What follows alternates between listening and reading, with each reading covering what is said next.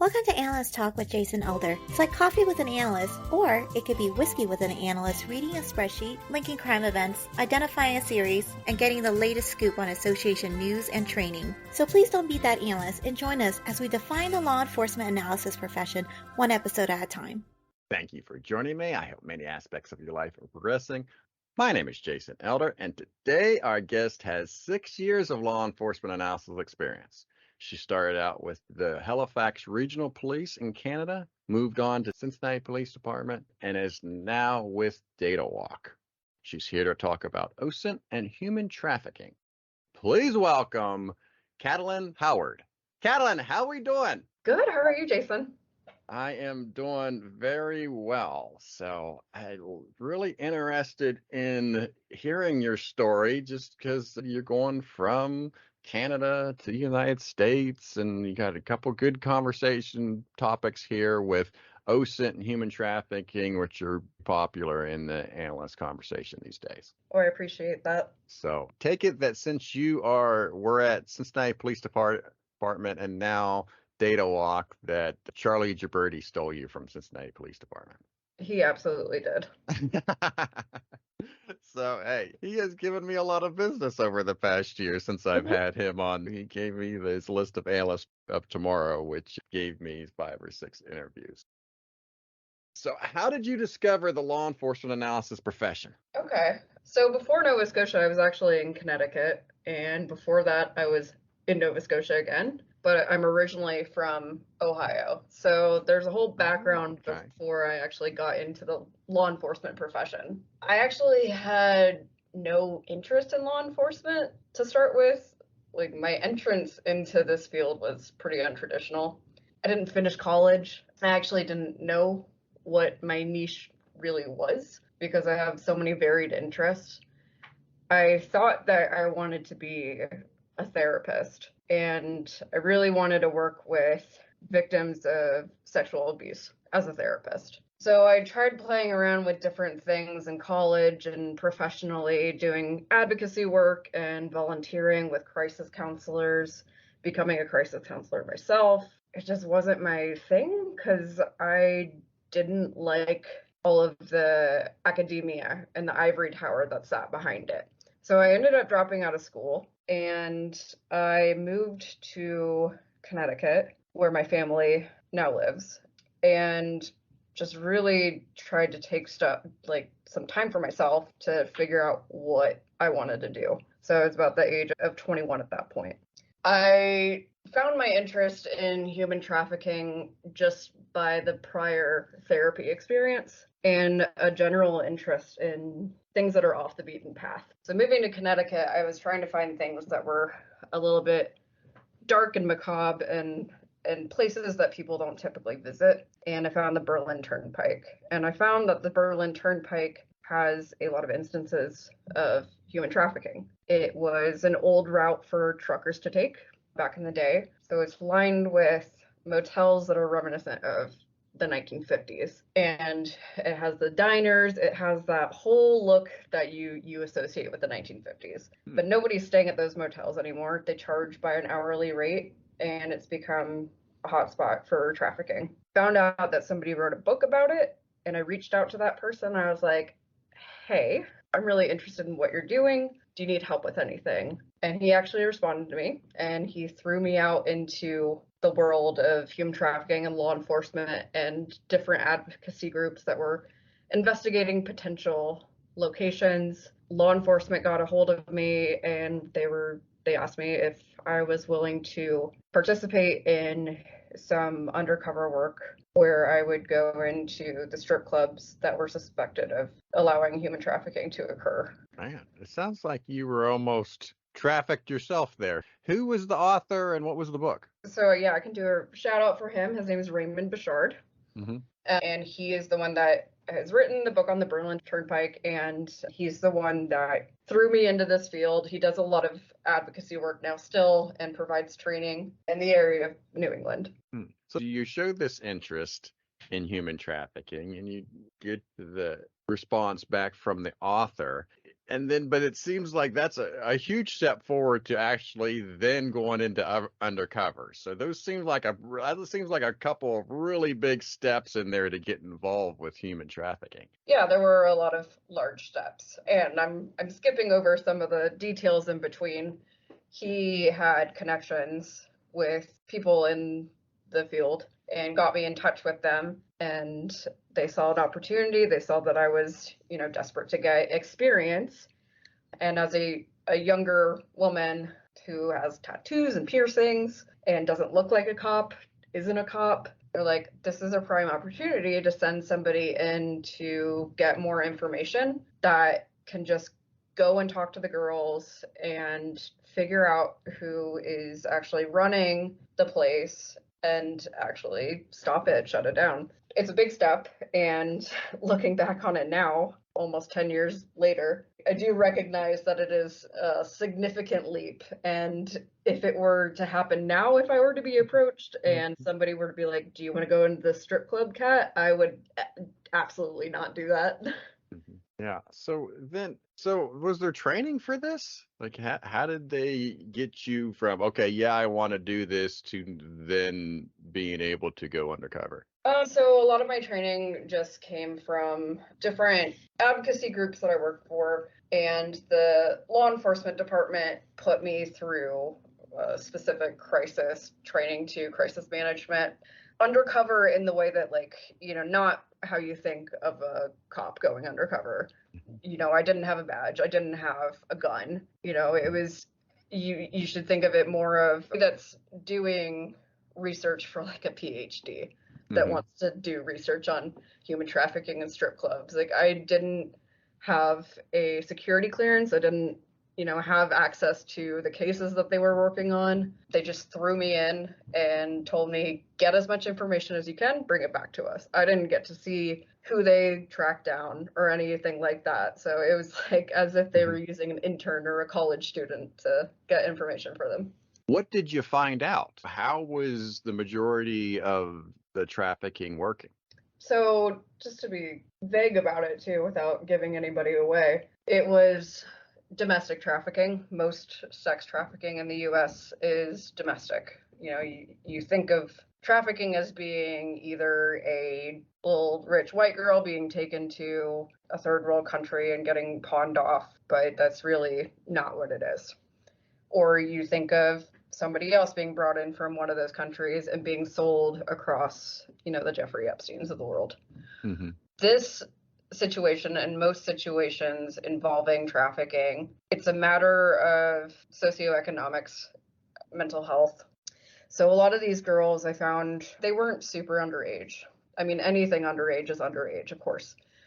But there weren't 11-year-olds with lipstick on.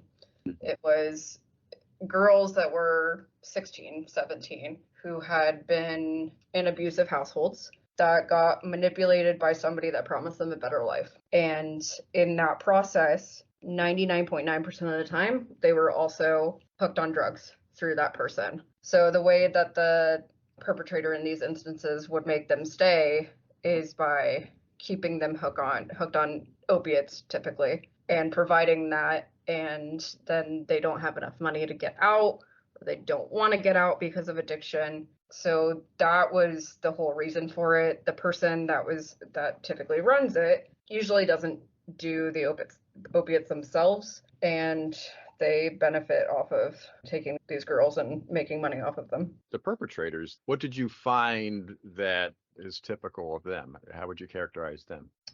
Usually you can't make a typical profile of them. No, I might get a lot of flack for that, but in my case, I have seen perpetrators from different walks of life.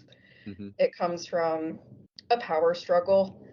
A lot of the cases that I've worked on have stemmed from men that have always been horrible with women, or they also come from a similar lifestyle where they grew up impoverished and they want some sense of control over their life. But you can also find people from very powerful positions that are doing the same thing. So I think it's a mindset of wanting to be in control and wanting to get the thrill and the money from it. How about those folks that are coordinating? And if there's a term for it, I'm sorry, I don't know what it is. The folks that are bringing in the perpetrators, hooking them up with the young women. How would you characterize them? Typically, people of power. They will usually be in some sort of government position or a business position. There's always something that there's a give and take. So they can offer something and then the perpetrator can offer them something back. And then you get the control leveraged because they don't want these secrets coming out. So you get trapped in this environment, and once the perpetrator has control, the other person can introduce them to other people in their life that will give them the necessities that they need to continue running this business. It almost sounds like it's not their only gig in town. It's something where this trafficking helps their other business or their other part of their work life. Yeah. So you would typically see these girls either advertising or taken to motels, hotels in the area. And I'm speaking generally too. This is what I've seen over the past several years. And the person that is trafficking them will often have some sort of partnership with the employees of the hotel or the person that's running the hotel. Same with like any sort of transportation that the girls take, any sort of business that they would frequent, landlord, hotel owners, transportation, anybody from a bank that's controlling their finances. They turn a blind eye to income that's unaccounted for that comes in. So they have their hands in all of these different groups. This doesn't seem like it's in the shadows. It seems like a lot of people have their hands in this cookie jar. Definitely. Yeah. And I mean, there's no secret online either. They post these escort ads and sometimes they are just girls performing sex work. So it's really hard to sift through these advertisements online to identify what are victims of trafficking. And I think that the traffickers know that. So they are okay with being so blatant about their actions. Yeah. Now, is that legal in Connecticut? You know what? I don't know. You would think that I would know because I worked in this field, but it's just because of my stance on it and being Canadian. Like, I personally don't care if they're doing sex work. If there's a legal aspect to it, then it makes it harder to enforce because you have to make sure you know exactly where that line is between legal and illegal. Definitely. And you have to think about the repercussions too. If you're going to arrest a guy for seeking out a prostitute or a sex worker, you're just making the environment more unsafe for that sex worker because they're going to do that sex work no matter what. Now they're just going to find even unsafer ways to do it that aren't going to get people caught. And then the people that are attracted to doing that kind of stuff are a little bit skeezy and will rob them or hurt them or it's something. So you do have to define that line and understand those complications that come with it.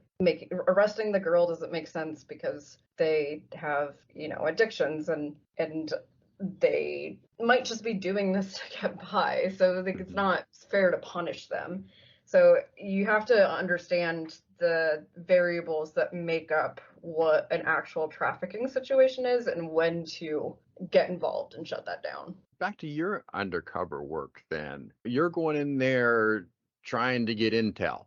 You're trying to paint this picture to figure out how all this is working. What's the operation like? Do you actually get hired, or is this just something like that? Like, for lack of better description, you're going in there for a job interview and you're asking a bunch of questions to see what you can gather? I am just getting thrown in there. So as a patron, as a girl, it was typically the same 3 places. So I became a known face in those areas. And I mean, I might sound really stupid, but I didn't understand what intelligence was. I didn't know crime analysis was a thing. Like I said, I never had any interest in law enforcement before I actually got into the field. So I just thought that they wanted me to talk to the girls because I was still at that point very interested in becoming a therapist, doing therapy work. So I was like, yeah, of course I'll talk to the girls and see what I can do. It wasn't really much different than going to be an advocate for a sexual abuse victim that's going through a rape kit at the hospital. That's how I viewed it at the time. So I was just in there to talk to the girls, to give them somebody to like put their problems on rather than get information. So whether I was dancing with them or a patron of them, I was just there. Yeah. Did you go as far as being with clients? No. All right. So your focus was on the girls and then getting the girls to talk, and then they would tell you how this operation was going on. Yeah, because you ask them about their life, and I mean, it was really important for me to just get to know them. Again, I didn't understand the intelligence process or anything like that. I was just genuinely interested in their life and what they liked doing and what their situation was like at home. Like, do they have kids? Like, where do you live? You're a person. And they would tell me that if they were going to school or if they were like couch hopping. And then eventually just those conversations would lead into, and that's how I met, et cetera, of the guy that's running this. And I don't love it. And eventually like I'll get out. So, you know, in a qualitative way, through talking to these people that just need somebody to talk to, you're able to help them without punishing them. Now, do you feel that most of them can get out and do get out? Or is this once you're in, you're in? I think it's possible to get out. I really do. I think that you can get out of any horrible situation. And that might be cliche, but with the right mindset and determination, I believe that you really can. And I've seen it. I've seen people get out of that. The reality is that a lot of people do go back to it or rely on it. Addiction is a real thing. It's an epidemic in our country. So it's really hard to say. You had mentioned the different variables that come into play in this particular area. If you had full authority, what would your solutions be? I get asked that question a lot. And the sad thing is that I don't know. I don't have an answer for that because although we're talking about domestic work here, there is still trafficking all across the globe. And they involve very powerful people, these cases. And not every case is the same.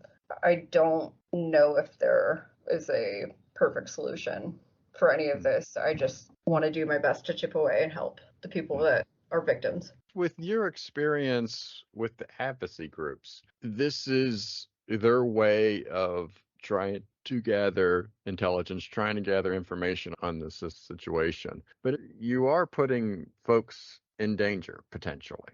Like, there's a lot that could go wrong. You mentioned that you don't have a weapon. It didn't sound like you got much training should the shit hit the fan. Is this something do you think advocacy groups should be doing, is sending people undercover in these situations? Oh God, absolutely not. Okay. Definitely not. I'm impulsive and I kind of like being in chaotic situations, but God, would I never promote that. My God, no.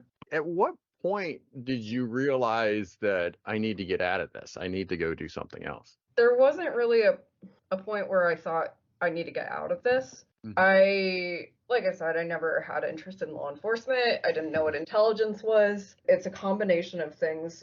Like, my friend one day told me that I was really good at online stalking, and that's how I discovered that was a skill that I had. I thought that everybody that grew up and around the time that I did knew how to use tools the way that I do. And then the catalyst, I think, of everything was a breakup. My best friend died of a heroin overdose, and then my dad got diagnosed with cancer all within 2 weeks or 1 week. And I was just like, I need to get out of this state. I need some time to myself. And I really just again, with the impulsivity, I looked at jobs in Halifax because that's where I went to university.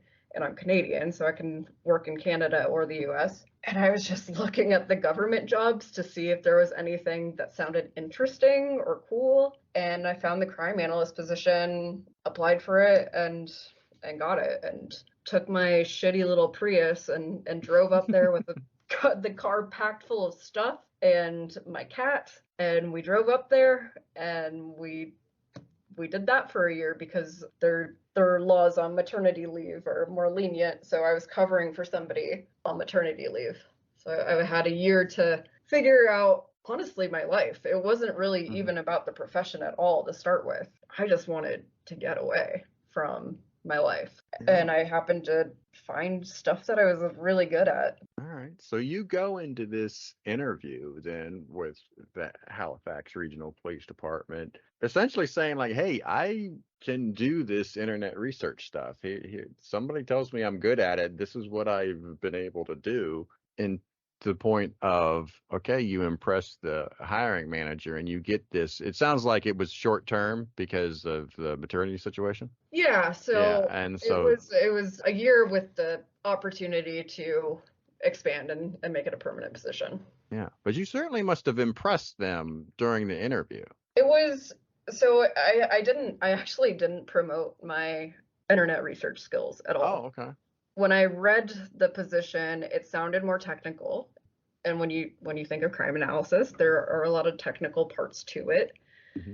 And I am skilled in different coding languages just because that is, that's my hobby, coding. Mm-hmm. And reading the job description, I was like, yeah, I could do that. This involves software and like different analysis tools. I took research methods, I took stats, but I also have this coding experience. Like, I like math. When I got up there, though, when I actually started working there, they did not do any of that. It was mostly intelligence work, which I had no idea it was going to be like that, but I loved it. So it's not necessarily the math per se. So it's working on with investigations, supporting investigations, that type of aspect, as opposed to more of the technical parts of the analytic job. Yeah, for that position, it was the description that they posted. I don't know if they got that from like a generic IACA posting, like this is what a crime analyst does, but it was certainly more intelligence work. And yeah, when they interviewed me, I gave them a lot of my Undercover examples and my different research methods and background and psych, and I think they liked the combination of those skills and saw me as something that could be moldable. You were only there a year, but what do you think you learned as an analyst that year? I talk about this as it's just a journey for finding myself. Because when I moved to Halifax to take this job, I think I had just turned 24, or 25. So really, it was just a matter of figuring out what I wanted to do. And while I was there, I learned a lot about what I liked and what I can contribute to with the skills that I have. So there were cases that involved a lot of open source intelligence, which I didn't even know what the term for that was until I started there. We had a potential mass shooter at a local mall, and I was the only person working. And they asked me to get as much information as I could, and I put a whole intelligence packet together just based on things that I found online. And we ended up having to give that to the FBI because the person resided in the US, and we were able to stop them. Nice. It wasn't until that like I just thought everybody could do that stuff. And I still have that feeling a lot of the time where it's like everybody can get online and find this information. But it wasn't until like I found all of that information and stopped somebody that I was like, oh, okay, I really like doing this. This is very rewarding. So I learned a lot about what I like and what I'm good at. I learned how to deal with cops, which can be very difficult, but I'm kind of a bitchy, cold person a lot of the time. So it wasn't very hard to like figure it out. But cop talk is very different than normal people talk. So I learned how to talk to cops. They threw me into a bunch of certifications and trainings and things that I didn't even know existed. And as a 24, 25-year-old, I've just felt like the coolest girl ever, which I wasn't, but I do appreciate the time that I had there. And I could have stayed there permanently, but like I said, the whole reason that I had gone up there was to take like a mental health break. Yeah. And my mental health break was getting a job in another country. Yeah, as a criminal intelligence analyst. So Yeah. that is quite an impressive break.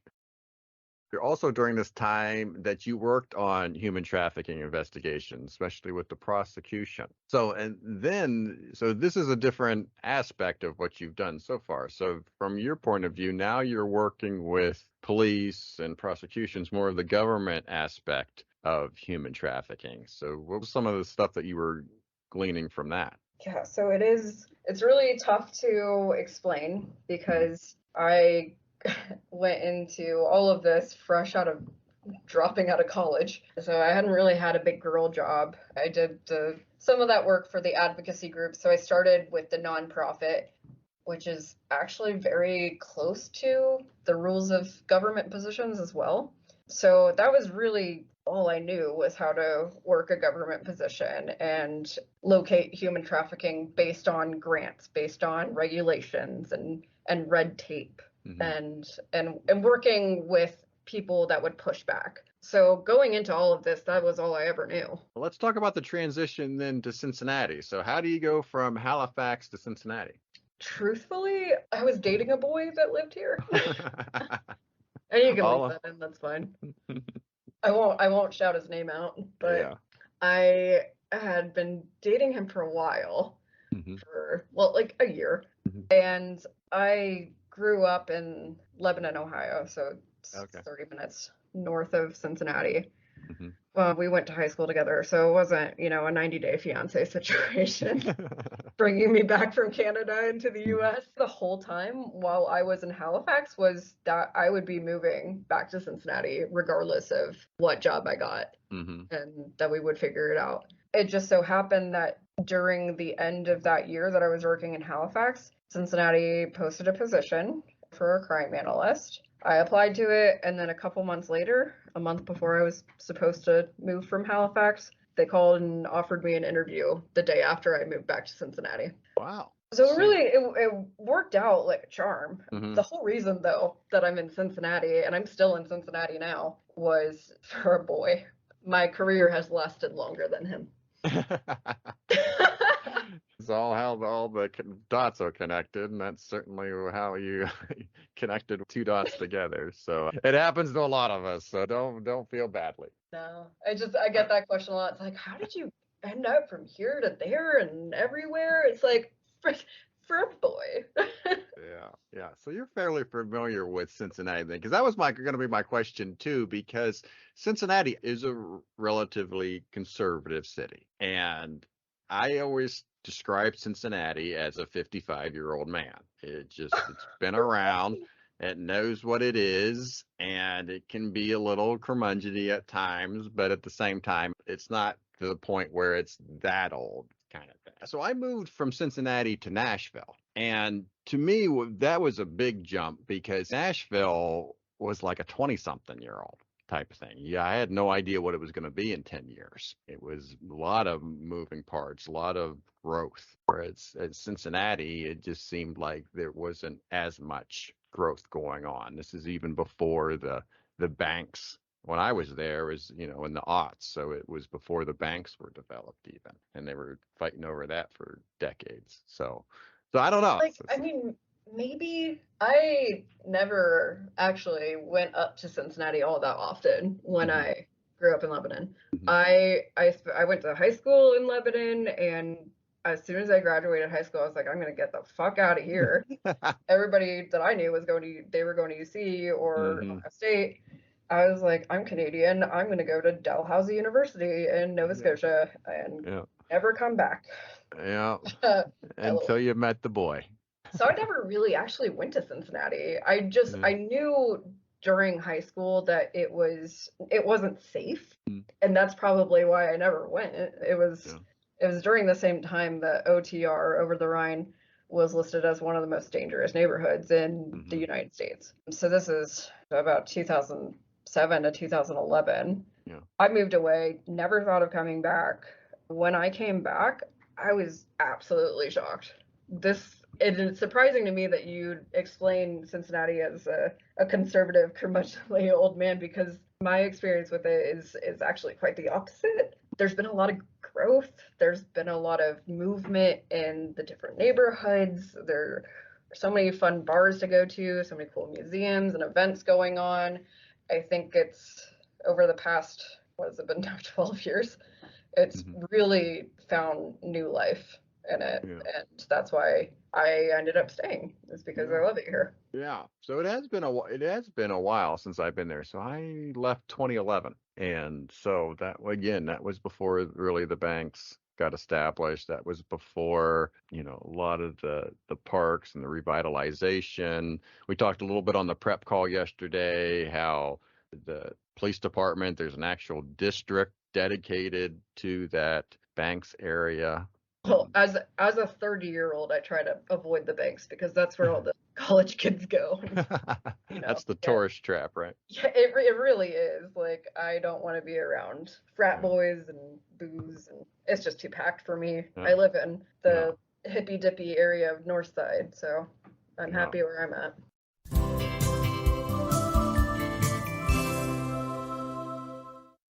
This is Jennifer Loper. Hold the door. It's an easy way to be kind to other humans. Hi, this is Brianne Fenton. I'm a crime analyst at the South Bend Police Department. I'm also the treasurer on the Indiana chapter for the Midwest Gang Investigators Association. And I just wanted to let everyone know that we do have our National Gang Conference coming up. It's on May 8th to May 11th. It will be held in South Bend, Indiana at the DoubleTree Hotel. This can be for sworn and civilian law enforcement personnel, anyone from crime analysts, prosecutors, sworn personnel, as well as probation and parole, or anyone who works at jails and prisons. We will have a variety of topics, so whether it's open source and social media, Gangs 101, crime analysis, as well as gang analysis, how they kind of, come together, as well as gang task forces.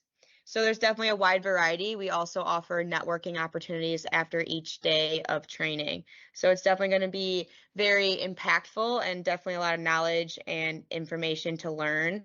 You can get all of this information at MGIA.org. And again, that National Gang Conference is May 8th to May 11th in South Bend, Indiana.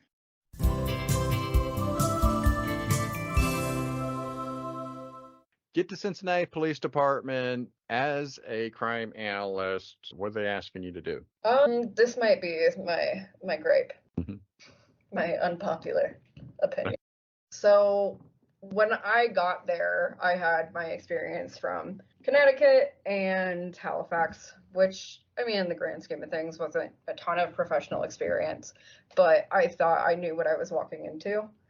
I thought that it was going to be intelligence based and a lot of qualitative work and workups on people and places. When I got there, I was very disappointed in the fact that it was all just numbers and regular reporting and using outdated databases to pull in information. So actually, this is a fun story. I got written up for within the first 3 months of me working there because I had been talking to a homicide investigator, and they were talking about a homicide that had happened, and I was like, oh, I was on that person's Facebook page and they posted this on this date, and they asked me if I could send them that information. So I took a screenshot and I wrote up like an intelligence report like I've done in the past with other departments, and I sent it and I CC'd my higher ups on it, and right as soon as that message sent, they pulled me into the office and wrote me up and said, that's not what we do.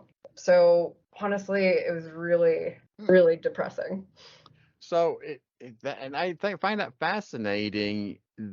It wasn't that you broke any kind of policy with the police department. It was, we have a task and that's not our task. Yeah, it was, that's not what we do. We're stepping on toes. Yeah. That was my first experience with the barriers that crime analysts face regularly. I just happened to get written up for it.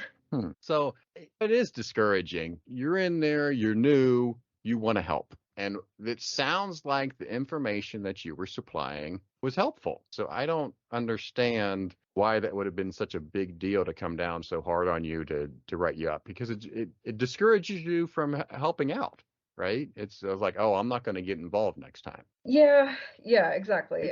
But that's what they wanted to encourage. They're like, we don't want you to get involved. That's not what you do. I think a lot of it came down to, this sounds really cliche as well. I just don't think they liked me as a person. Because over the years, I saw them in situations where somebody else would do that, and they didn't get in as much trouble as I did. But I'm a feisty girl. I'm rebellious. Yeah. I always have been. So when they told me, that's not what you do, you can't do that, stop stepping on toes, I wore my sharpest heels and stepped on everybody's toes. What's Sally's last name? Sally. Oh, Taraba. She came after me at Cincinnati, and they were on the second floor there where the police chief was. So it's funny that you mentioned shoes, because they told her that her shoes weren't appropriate.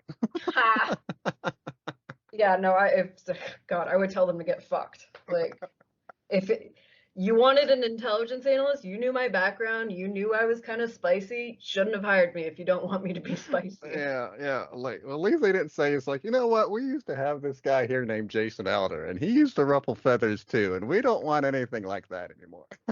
Oh gosh, they probably tell horror stories about me now. They'd be like, we don't want that. She was mean.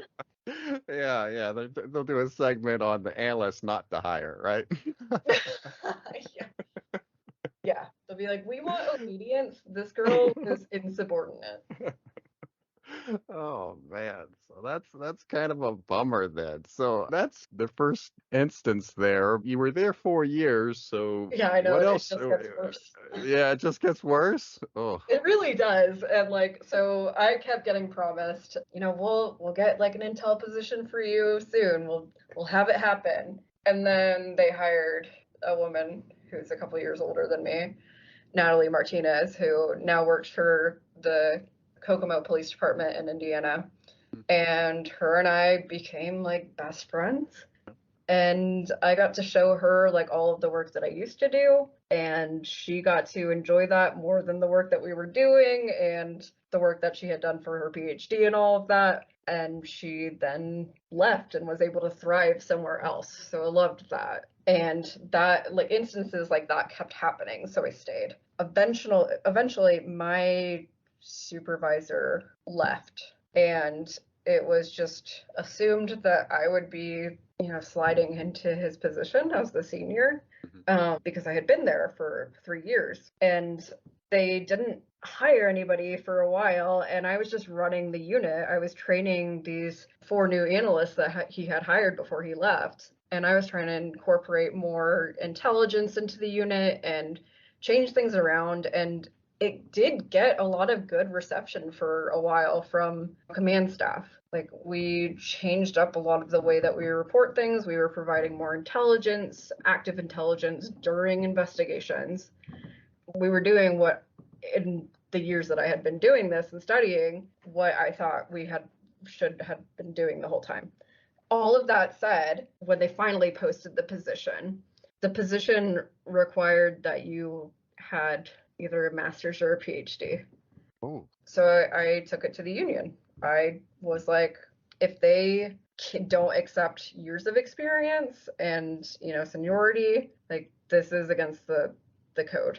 So they had to go through all of that stuff again. But still, when it came time to like do the initial interviews, I didn't get an interview for the senior position. The captain that took over at that time, he and I fought like crazy. I did not hold back with him. He said, we need a PhD candidate to come in and run this unit. And I was like, why? I have all the technical knowledge. I have the intelligence background. I've been running this unit for a year. What do you mean we need somebody else? And he just said, he told me, and I quote, he told me, you're not good enough, Kat. You're not good enough to run this unit. Why don't you go back to college and finish your degrees, and then we'll hire you. So I told him to get fucked, and I left. Yeah, it's too bad. And we talk about this on this show from time to time. Is I have guests on here that just have a high school education and had a long career as not only an analyst, but as an analyst supervisor. There's a wide range here of educational background that you can have, or even getting a master's degree or a PhD. I often ask folks that have gotten those, like, how do you think that influenced your analytical career? And, certainly there's a lot of advantages, but in their situation, it wasn't required. It was just something that they wanted to do. And so certainly here they were a master's degree. See, I have a master's degree. That's a lot. Now, remind me, is to be a captain at the police department, do you have to have a master's degree if you're a sworn? I don't think so. Yeah, so it's kind of funny that they would require that for a civilian position, but not require that for a sworn position. Yeah, they really wanted a PhD person because there was just such a lack of understanding what analysis is, just analysis in general, any sort of analysis, databases, numbers, their idea of all of that was, well, that's what the kids at UC do when they do research. So we need that. We needed somebody that does that. Yeah, I was always seemed like I was competing with the University of Cincinnati when I was there too. It was annoying. I was like, okay, why are you not asking the analysts that are at the department to do what you're asking to do? Why are you asking somebody that doesn't work for the police department to do that? It's not I did get a little bit of karma though, because one of the girls that I had trained, the analyst that came in like way after I had been there, Rachel Kleindorfer, she was just as miserable as I was, CPD, and I was always trying to find her a new place to go. And I think maybe like 6 months ago, they opened up the crime analyst position at UC, and I recommended her for it, and she got it. Nice. They hired her from CPD. They took her away from CPD. So I was like, yeah, take that, bitches. Ultimate fuck you from afar. Yeah, man. So, well, I was going to say, what did you accomplish while you're at Cincinnati Police Department, but I'm not sure. I'm not sure how much you did. Well, I would love to say that I changed the unit and incorporated in intelligence. Like, that's what I wanted to do ultimately. And I thought I was getting there, but they threw a wall at me. I would say really that what I take away from all of that was that I love training people. Out of all of the cases that I've worked on and any investigation I've been a part of, nothing can compare to the feeling I get when I see somebody else become successful and do something that they love. So, Natalie, who I brought up, Rachel, they went on to do things that made them really happy. And while I was working with them and training them, they discovered the things that they were good at. And over everything else, that makes me the happiest. That's the most success I've felt in my life. Nice. All right. Well, let's talk about DataWalk then. So you leave Cincinnati Police Department, Charlie helps you out, and you get the job there at DataWalk. So what are you getting into here at DataWalk? So Charlie gives me a lot of freedom. Charlie's my boss. I wasn't really sure what to expect, honestly, when they hired me on. I knew that you worked with a bunch of different types of intelligence units or people that at least work in the investigative field, places that I didn't even know required investigations. And that really interested me a lot, was that you wouldn't be doing the same thing every day. And being such a varied person myself and not finishing college for that reason, wanting to get my hands in everything, that really drew me in. It's like one day I could be working on money laundering, the next I could be, working on import trading fraud. Things that I never thought I would look at or care about or know existed. So it's really been great learning wise. And there's a lot of flexibility with what I get to do in my time. Charlie is great about seeing the things that I'm good at and latching on to those things and encouraging them further for me to build them out. So I'm working on a data model right now that is specifically designed for open source intelligence and human trafficking. And I'm creating web scrapers to scrape different sites and bring in information that would assist in real investigations. And there's just more opportunity for me to practice these more modern skills that you don't see in law enforcement, like coding and Python and Jupyter Notebook. Those aren't tools that you use in police departments. And I felt like what have I been waiting for this whole time, that they had been holding me back. I really enjoy doing this. So it's been really great. I've loved it. Yeah. So when do you anticipate the tool to be ready? So right now it's like in a beta version. Mm-hmm. We demonstrated it this morning to somebody else, and they had the good question of how it compares to Trafficking, which is the more well-known tool for human trafficking. Mm-hmm. Trafficking is a tool that scrapes different escort ads from across the web and provides more information on people that could potentially be sex trafficked. And I had to tell them it's not in competition with that. And Trafficking is more, they're very restrictive about who they allow to use their program. Mm-hmm. The thing that I'm using right now, the thing I'm creating, maybe not necessarily the DataWalk model, but something related to it, I want anybody to be able to use this. Mm-hmm. And I think that's the difference. It's not designed for just law enforcement. It's designed for a nurse that might see that there is bruising around somebody's pelvic area and their story's not adding up. And they want these accessible tools to see maybe if this person is on a missing child flyer through the National Center for Missing and Exploited Children. If they've moved around a lot, what is their backstory? Just through open information.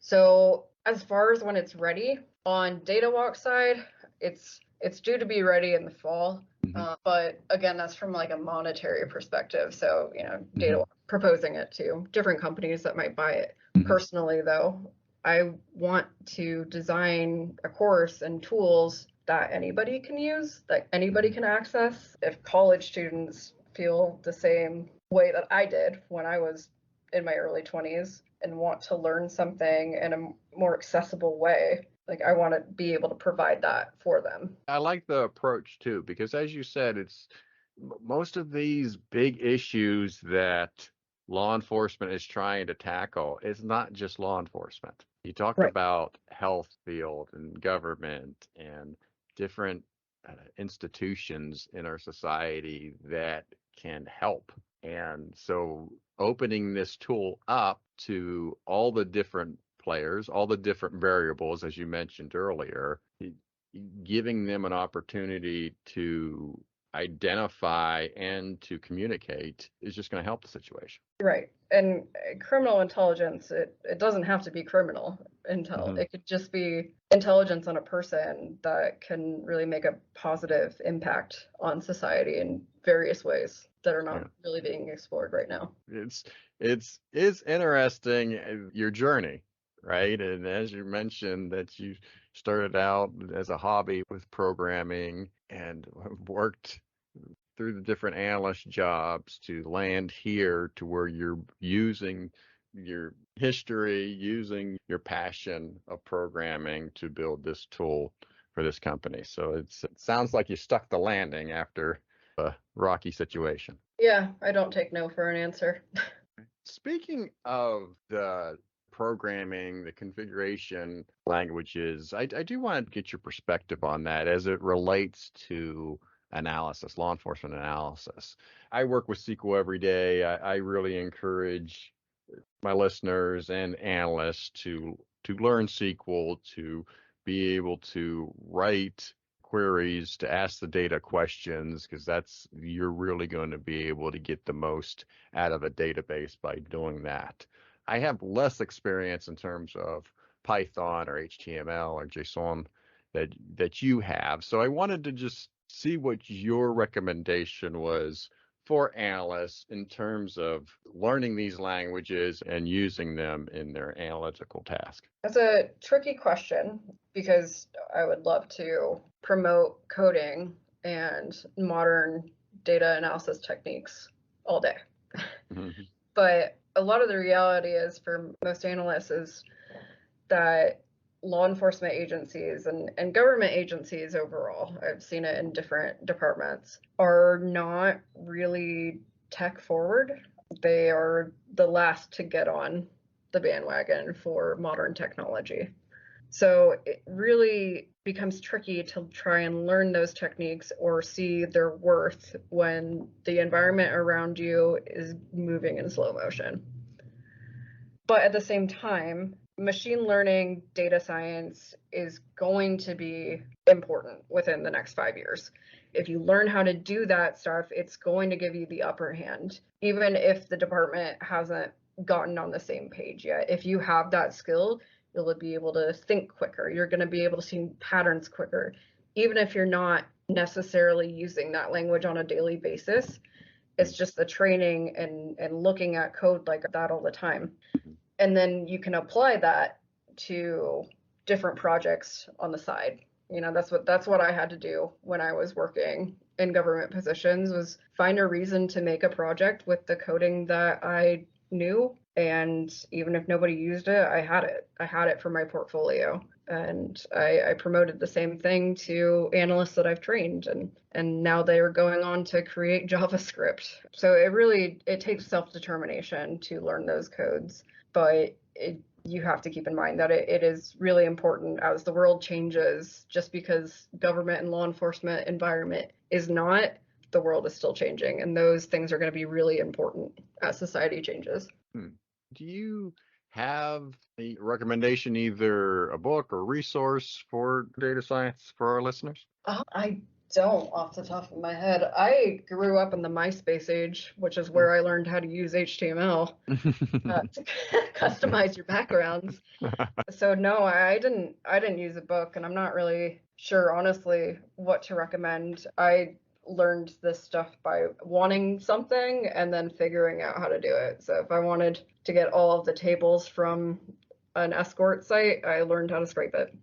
You mentioned finding your desire for teaching and the satisfaction that you get from watching your students learn, and you're into mentoring, and you're developing a workshop for this fall for internet investigations. And Yes. so briefly for our listeners, kind of describe what the workshop will be. So just as data science and machine learning is becoming more applicable to investigations and really any career, open source intelligence is also becoming more and more important, more than it already was. So open source intelligence is passive intelligence that anybody can access. And you think of the different apps that are becoming popular, things like TikTok, which is based out of China, and the things that you can find on that would help an investigation. I find that a lot of people that work in illicit massage parlors will have a TikTok account where they're promoting girls, and they're very openly honest about it. So the course that I want to create is going to, one, teach people what OSINT is, and maybe just a little bit of the history. I don't want to bore everybody, but how it changes, because that way they can see how rapidly it changes. It changes every single day. The tools, the things to look for, the terminology that people are using, that changes every day. And then I want to go into the legalities of it. You know, you can't just use everybody's public information against them.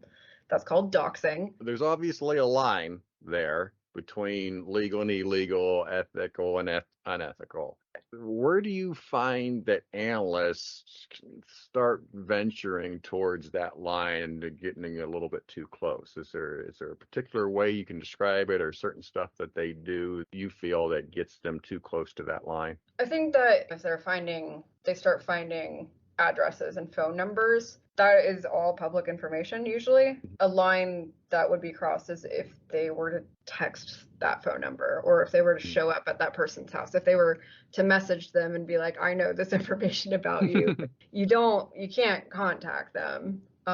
Information is available, so you're going to find it no matter what, but you can't take that information and use it against somebody. That's where a lot of the legalities come in. There's also different laws around data storage when it comes to that kind of stuff as well. Sites are different in what they allow and don't allow. So it really depends. And those agreements that you sign but you don't read when you sign up for a website, that lays it all out. Yeah, I'm sorry, I did cut you off there as you were describing the workshop. So you got the legality portion of it, then what's after that? Okay. So the next part, it would be a brief mental health crisis management portion of the course, because if you're actually interested in getting into this work, if you're participating in doing these open source cases, you're likely to see information that might be upsetting, triggering, and it's really important to take care of your mental well-being while you're going through that information.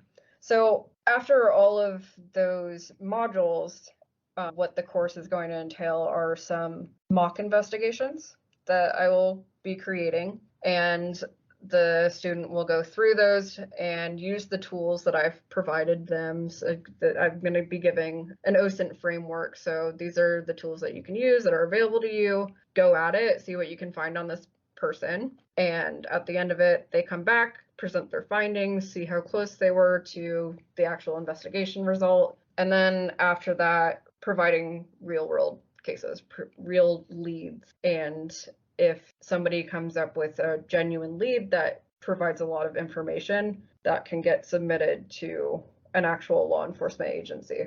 So the course is meant to teach you all the tools and reporting techniques and data visualization, but it's also meant to provide you with real experience and potentially a positive outcome with what you're learning.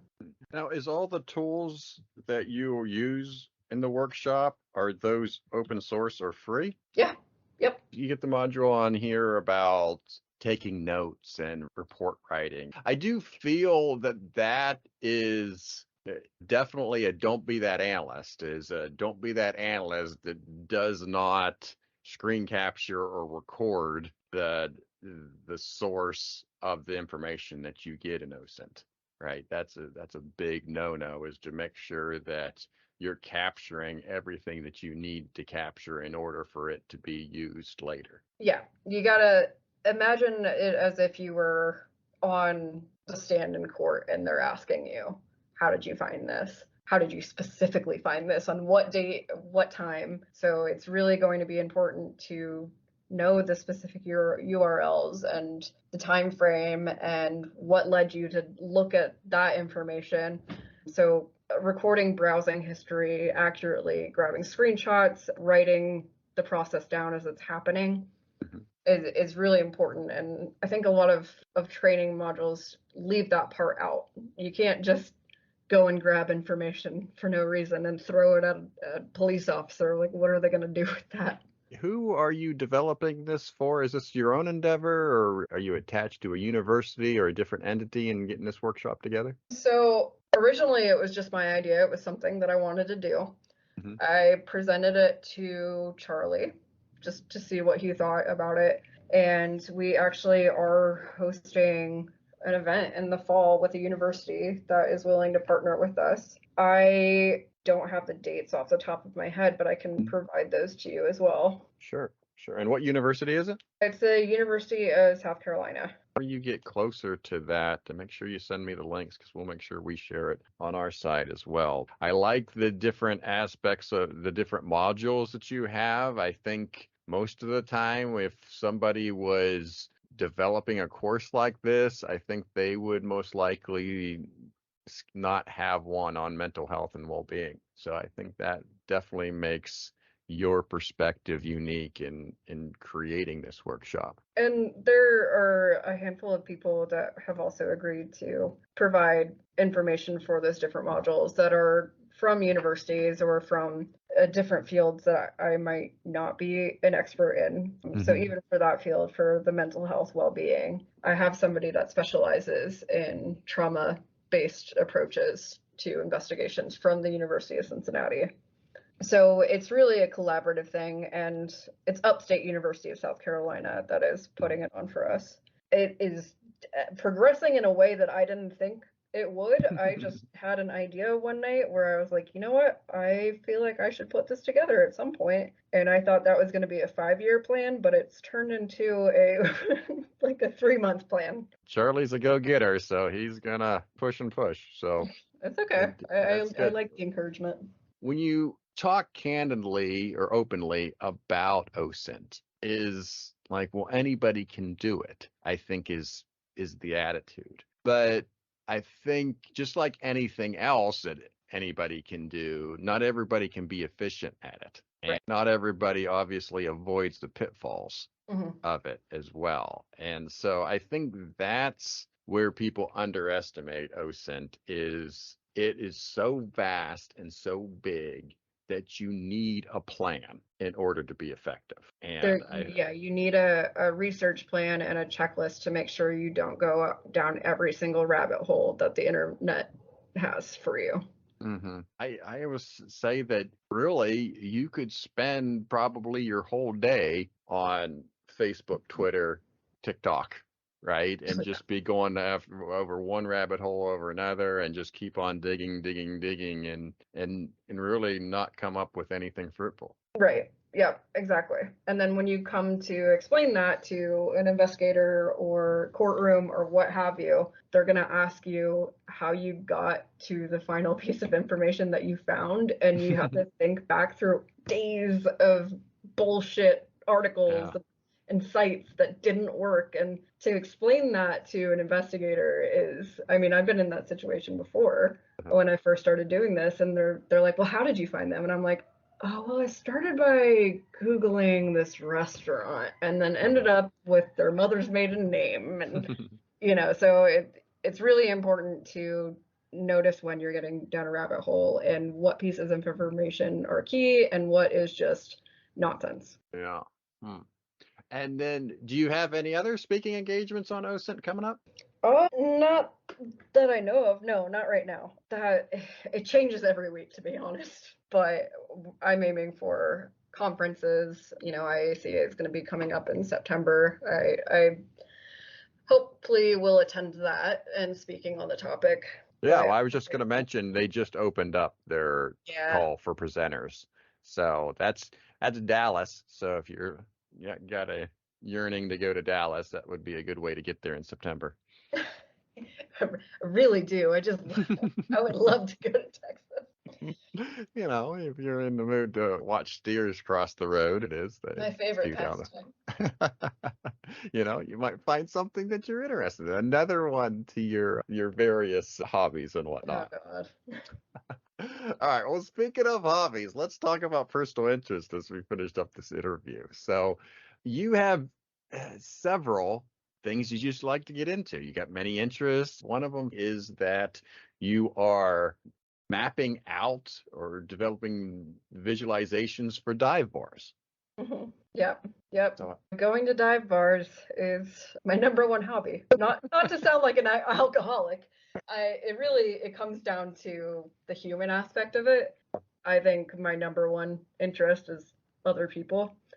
And going to a dive bar and sitting at the bar by yourself, whether like I go in there and read a book, you always meet the most interesting people, and they're typically locals. And I love traveling a lot, so I seek out the local hole in the walls to get a feel for the type of people that live in that community.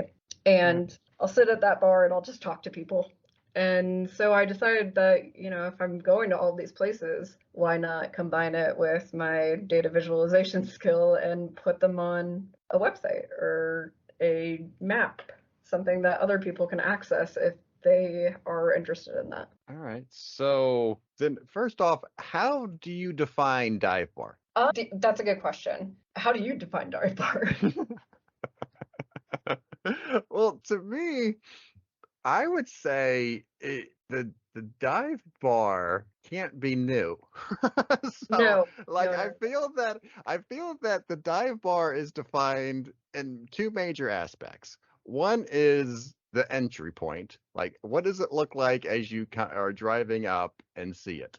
And then the second part is what does it obviously looks like inside. That's to me would be the two major aspects of the dive bar. So a lot of the times you're unsure where the entrance is.